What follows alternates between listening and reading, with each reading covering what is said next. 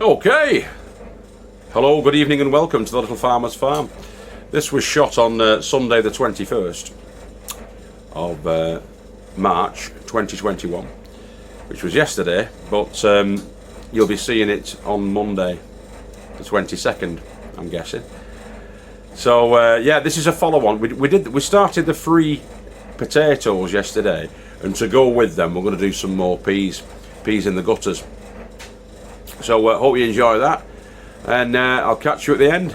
Alright, boys and girls, see you later. Bye bye. Alright, so to go with our potatoes we're going to get some peas in, get some more peas in on the go. So let's do that. I've got another length of guttering that I'm going to be using, and I have cleaned it out, and I had to fix it a little bit with the duct tape where it had split, but it's ready to receive now. It's about 5 feet long and should just go well in the lady farmer's greenhouse over there. Alright, see you shortly.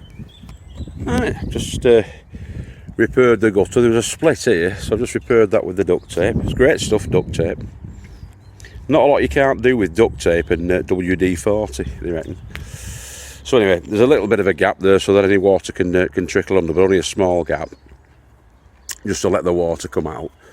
And I'll fill that up then with just standard compost. So I'm going to get the peas in.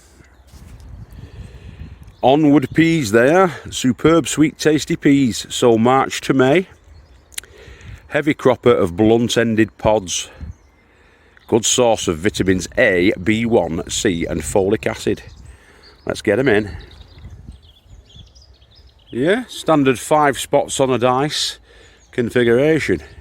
And there's 35 peas in there, so if you just bear with us 1 second, I'll give them a bit of a watering in.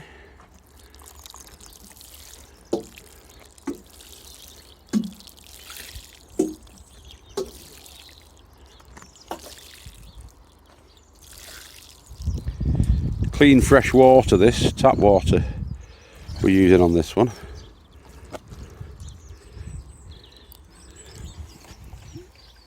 About 1.5 litres. Now I'm just going to top that off just with the compost and tamp it down, and then what should happen then is these peas will start to sprout, hopefully, fingers crossed, because they'll be nice and damp, and away they should go. Okay, now those peas are now under the surface to a depth of about twice the width of the pea, which is about 1 inch ish, or 3/4 of an inch, something like that, about 3/4 of an inch down. Yeah, it's not an exact science, but that's whereabouts you want to be. And they're underneath there now. I'm going to put those out of the way of the mice. Okay, now that's up on the racking, which is because these are made out of trampoline frames, and you get the springs with it. That side's attached to the bar that's running across the back, and then the trampoline springs come down, and I've just put some cages and I put that little bar across. It's holding onto the bar all the way across, and then I've just put these little frame, little metal wire frames underneath, and that's your shelf.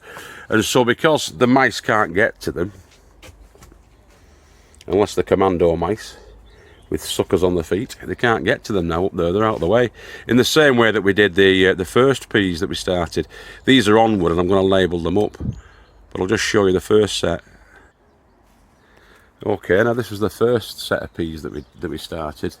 So a couple of weeks ago, that was it. 6th of the 3rd, yeah. 2 weeks ago. And you can see they're starting to come through now. They will take sort of 10 to 16 days to appear, but as you can see there, they are coming up. Alright, I'll just check the moisture levels in there, because you want it sort of mid-range dampness, mid-moist. Yeah, so that's a little bit damp. I did water them this morning.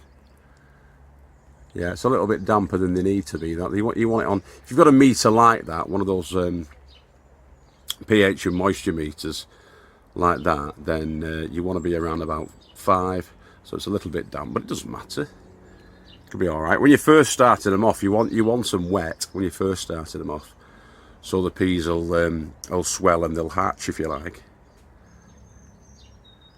they're doing, coming through. All right. Yeah, so this one that we've just started is pretty similar really in moisture, but that'll do. That should work because it's inside the polytunnel. If you do get a couple of hot days, it can dry out your medium, your growing medium. So you've got to keep an eye on that and keep it in that moist range. As they start to grow and they're about 2 or 3 inches, you don't want to worry too much about that. You want it at the lower end of the moisture level really, so you don't get rotting off. But we'll see how they get on. They should be fine. We've done this method now for the last 2 seasons and it's worked. Jobs are good. Also, I thought that while we've got the pH meter as well as the moisture meter, a combined meter, I'd check the acidity levels, and they grow best between 6 and 7.5 on the pH scale. So that's around about right. That's decent.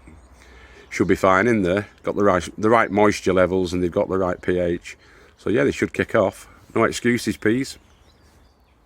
Yeah, they're a pretty useful bit of kit, those. As is a trampoline frame, recycled trampoline frame polytunnel with springs. As I say, the framing for this didn't cost us anything either. That was free. You just have to go and pick them up. We needed 2 trampolines or trampoline frames to make this. These are 10-foot trampolines, and we've got 2 of them. And it's great. It's dead useful. Really handy. Okay, thanks very much for watching, and don't forget to comment, like and subscribe if you really do like what we're doing. Hit the bell notification button so you don't miss another exciting episode down here on the little farm with me, Guru Mafinda. Alright, take care of yourselves and each other. Bye bye now, boys and girls.